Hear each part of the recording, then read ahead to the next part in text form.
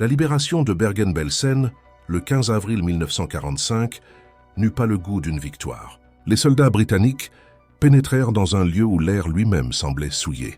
Une odeur de décomposition imprégnait le camp. Des cadavres gisaient en tas, sans sépulture. Les survivants, affamés et à peine capables de tenir debout, tendaient les bras, le regard vide. Les soldats s'étaient préparés au combat. Ils n'étaient pas préparés à cela, un monde où la mort s'était installée partout. Des équipes de tournage et des photographes ont filmé ce qu'ils voyaient. Certains soldats couvraient le visage, d'autres restaient silencieux, immobiles, les yeux rivés sur la scène. Un officier a déclaré plus tard que rien durant la guerre ne l'avait frappé avec une telle force. Ni les batailles, ni les obus, ni le sang. C'était différent. C'était une cruauté systématique, quotidienne et intentionnelle, rendue visible par la suite. Parmi les personnes capturées ce jour-là, il n'y avait pas que des gardes masculins. Il y avait des femmes en uniforme, des femmes qui avaient exercé l'autorité quelques jours auparavant. Elles se tenaient dans le même camp où tant de personnes avaient souffert sous leur surveillance. Leur présence choqua nombre de libérateurs. Ils s'attendaient à ce que ce soient les hommes qui fassent respecter la loi. Ils ne s'attendaient pas à ce que de jeunes femmes, certaines à peine âgées de 20 ans, soient accusées d'orchestrer des violences et des humiliations. Certains gardiens tentèrent de se fondre parmi les prisonniers, espérant ne pas être reconnus.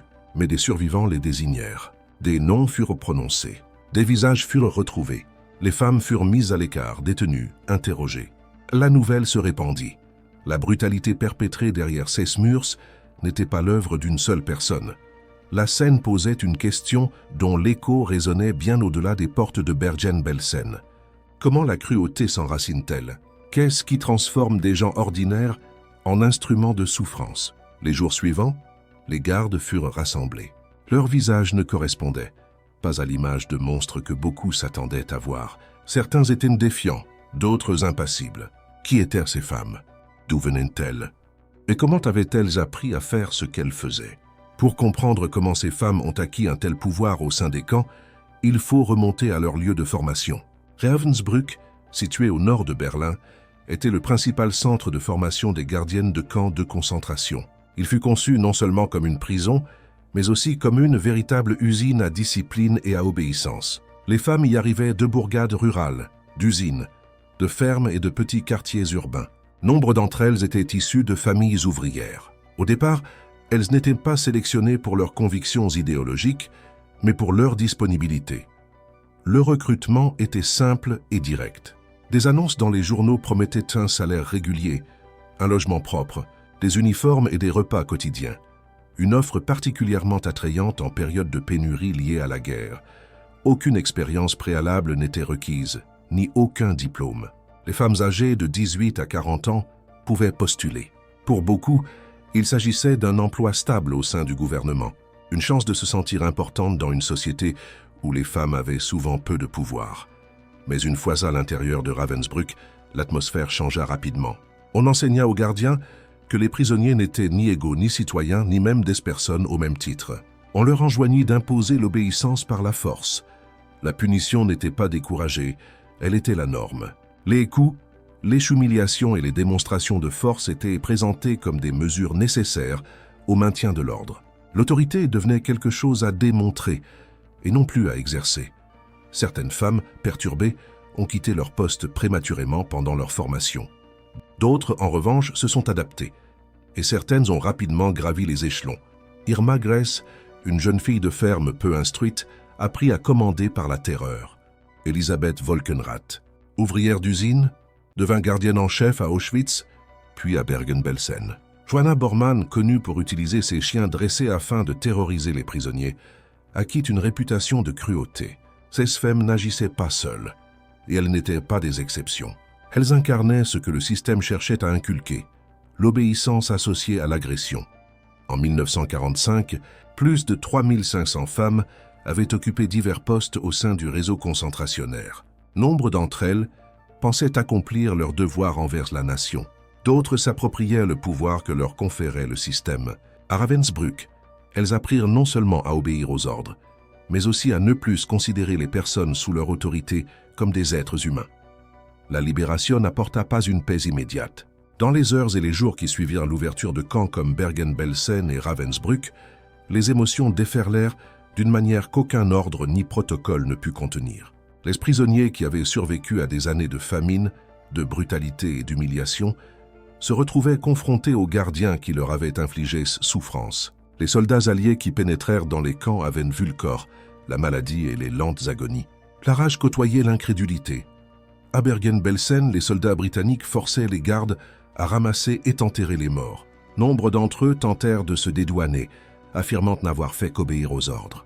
Mais leurs paroles sonnaient creux face à l'horreur. Certains prisonniers frappèrent à les gardes avec tout ce qui leur tombait sous la main. Bâtons, poings, pierres. Des témoignages font état de gardes battus à mort, sous le coup de l'émotion. Sans procès, sans procédure, juste l'instinct. Le même scénario se répéta dans d'autres camps, où des gardes tentant de s'évader furent capturés par des survivants qui les reconnurent à la voix. À Ravensbrück, la situation était encore plus chaotique. À l'approche des troupes soviétiques, de nombreux gardes abandonnèrent leur poste. Ceux qui restèrent furent arrêtés. Certains furent alignés contre les murs, accusés non par des tribunaux, mais par ceux qui avaient vécu sous leur autorité. Les soldats qui libérèrent le camp avaient vu des villages entiers détruits à travers l'Europe de l'Est. Leur colère ne tarda pas à se manifester. Ces actes n'étaient pas le fruit d'une justice organisée. Ils résultaient de la confrontation entre traumatisme et opportunité. Pour certains survivants, ces moments furent vécus comme une reconquête de la dignité qui leur avait été volée bien avant la libération. Pour d'autres, témoins ou acteurs, le souvenir était lourd de conséquences et source de conflits. Rien n'est simple ici. Aucune frontière nette ne sépare le bien du mal dans le chaos d'un monde tout juste libéré d'une horreur profonde. Justice et vengeance ne sont pas toujours dissociables. Dans les premiers jours qui suivirent la libération, elles œuvrèrent de concert indissociable, portées par un chagrin indicible et une souffrance sans fin. Ce fut un tournant historique. Après les premiers jours chaotiques qui suivirent la libération, l'attention se porta sur la justice formelle. Les Britanniques organisèrent ce qui allait devenir le procès de Bergen-Belsen, qui se tint à Lüneburg entre septembre et décembre 1945.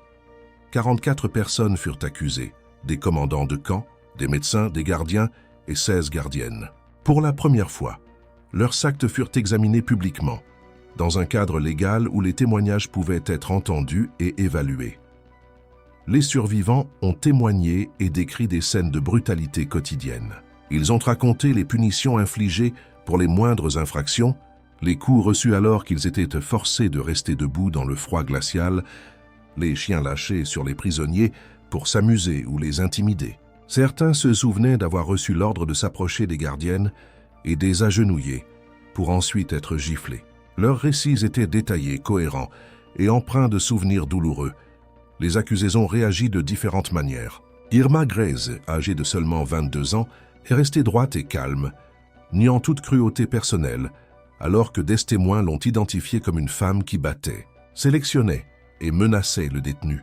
Elisabeth Volkenrath, qui avait gravi les échelons jusqu'au poste de surveillante principale, a insisté sur le fait qu'elle avait respecté le règlement.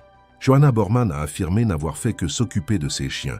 Pourtant, des survivants ont décrit ces mêmes chiens déchiquetant les corps des détenus. À maintes reprises, la défense a invoqué l'obéissance. Nous avons suivi les ordres. Mais les tribunaux étaient un lieu où l'obéissance ne pouvait plus masquer les intentions.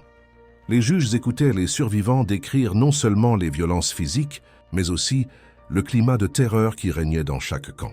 Le procès révéla une culture où la brutalité était normalisée et même récompensée. Les gardiens n'agissaient pas comme des exceptions. Ils agissaient au sein d'un système conçu pour étouffer toute empathie. Pour beaucoup de spectateurs, ce procès fut la première fois que les réalités des camps étaient exposées au grand jour sans crainte de représailles. Le tribunal devint un lieu où la vérité, longtemps étouffée, put enfin s'exprimer. L'annonce des verdicts revêtit non seulement une importance juridique, mais aussi une portée historique. Le monde entier savait désormais ce qui s'était passé derrière les barreaux. Les sentences prononcées lors du procès de Bergen-Belsen furent exécutées le 13 décembre 1945. 11 personnes furent condamnées à mort, dont 3 femmes dont les noms restèrent indissociables de la brutalité des camps: Irma Grese, Elisabeth Volkenrath et Johanna Bormann. Les exécutions furent menées par Albert Pierrepoint, le bourreau britannique, qui avait déjà procédé à des centaines de pendaisons.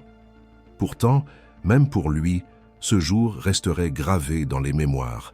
Irma Grecie avait 22 ans lorsqu'elle monta à l'échafaud. Sa jeunesse contrastait fortement avec les crimes décrits au tribunal.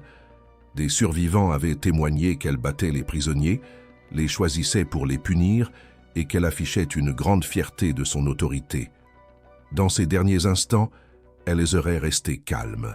Pas de crise de nerfs, pas d'aveu, juste une brève déclaration puis le silence. Son sang-froid en laissa plus d'un perplexe.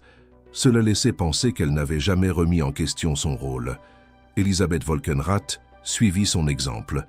Ancienne. Gardienne principale à Auschwitz, puis à Bergen-Belsen, elle avait gravi les échelons avec constance. Devant les tribunaux, elle affirma n'avoir fait qu'appliquer les procédures.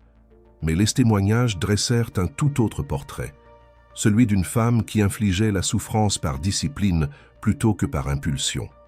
Sa mort, elle aussi, fut discrète. Johanna Bormann fut la dernière femme à être pendue. Des survivants avaient décrit comment elle utilisait ses chiens pour intimider et blesser les prisonnières. Pour sa défense, elle affirma n'avoir fait qu'obéir aux ordres donnés. Mais les témoignages étaient unanimes quant à la terreur qu'ils inspiraient. Son exécution clôtura la série de condamnations prononcées ce jour-là contre les gardiennes. Il n'y eut aucune célébration en ces instants, ni applaudissements, ni triomphe. Ces exécutions n'étaient pas un acte de vengeance, même si elles portaient un poids que beaucoup ressentaient profondément. Elles constituaient la reconnaissance ultime de l'existence de la responsabilité, même au sein d'un système conçu pour l'effacer. La corde marquait la fin de l'histoire de ces femmes, mais non la fin des questions qu'elles laissaient derrière elles. L'histoire ne se termine pas nette. Elle marque une pause, attend, et nous interroge sur les leçons que nous choisissons de tirer du passé. Le souvenir de femmes qui ont servi comme gardiennes dans les camps de concentration remet en question bien des idées reçues. L'histoire a souvent tendance à attribuer à la cruauté un visage, une forme bien précise. Pourtant, ces femmes n'étaient pas de figures lointaines, issues de légendes ou de mythes. C'étaient des personnes qui travaillaient autrefois dans des boutiques, des fermes et des foyers. Leur transformation en actrices de la violence nous oblige à examiner de près comment les systèmes façonnent les comportements. Une telle transformation révèle comment l'identité peut être forgée par l'autorité et l'idéologie et par le désir d'appartenir à un groupe porteur de sens. Les sociétés peinent à gérer le souvenir des atrocités. Les procès établissent les faits, les condamnations apportent un apaisement et les musées préservent les témoignages. Mais la mémoire s'ancre le plus profondément dans l'intimité, dans les récits des survivants, dans le silence transmis de génération en génération et dans les questions que se posent les élèves lorsqu'ils découvrent cette histoire. La compréhension se construit lentement par la réflexion plutôt que par des déclarations fracassantes. L'exécution de gardiens a marqué la fin d'une ère, mais n'a pas résolu les questions morales soulevées par les camps. Que signifie responsabiliser les individus dans un système qui exigeait l'obéissance? Où commence la responsabilité et où s'arrête-t-elle? Comment empêcher la formation de tels systèmes qui se construisent par de petits choix et une approbation tacite? La violence, à cette échelle, est rarement le fruit de monstres. Elle naît de gens ordinaires, à qui l'on apprend à ne plus considérer autrui comme humain. Cette leçon dépasse largement le cadre de l'Europe en temps de guerre. Elle nous met en garde contre toute structure qui récompense la cruauté et normalise la déshumanisation. Elle nous invite à reconnaître la dignité non comme un privilège conféré par les statuts ou la loi, mais comme une qualité inhérente et inaliénable. Le souvenir de ces événements demeure douloureux, car il exige de reconnaître la vulnérabilité et la capacité humaine à nuire. Mais ce souvenir est essentiel. Cela nous permet de garder le passé suffisamment proche pour éclairer le présent et nous rappelle que la vigilance n'est pas un devoir historique, mais un devoir permanent. L'histoire ne s'arrête pas, elle résonne.